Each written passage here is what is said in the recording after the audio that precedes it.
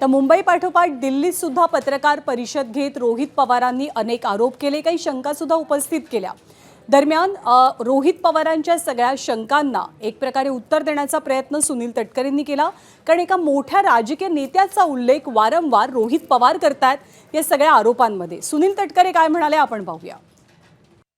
कॅबिनेटच्या बैठका झाल्या, दादा म्हणाले होते अधिकाऱ्यांना की 4-5 तास मी माझी कामं करेल, काही अधिकारी मला माझ्या पार्टीतले काही अधिकारी भेटणार आहे आणि काही नेते भेटणार आहेत आणि काही कर्मचारी भेटणार आहेत, त्यांच्याशी मी चर्चा करेल आणि मग मी मुंबईला जाईल असा दादांचा त्याच्यामध्ये त्या ठिकाणी अंदाज होता। ताफा सुद्धा लागला होता।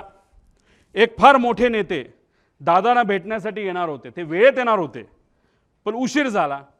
ते उशिरा आल्यामुळे आणि चर्चा उशीरपर्यंत सुरू राहिल्यामुळे दादांचा वेळ त्याच्यामध्ये गेला आणि 5-5:30ला जे दादा गाडीने जाणार होते ते गाडीने जाऊ शकले नाही, त्यांना पर्याय राहिला नाही, त्यांना विमान बुक करावं लागलं आणि म्हणून 7:13 म्हणजे संध्याकाळी दुसऱ्या दिवशीचं विमान हे आदल्या दिवशी म्हणजे 27 तारखेला तिथं बुक झालेलं आपण बघितलं।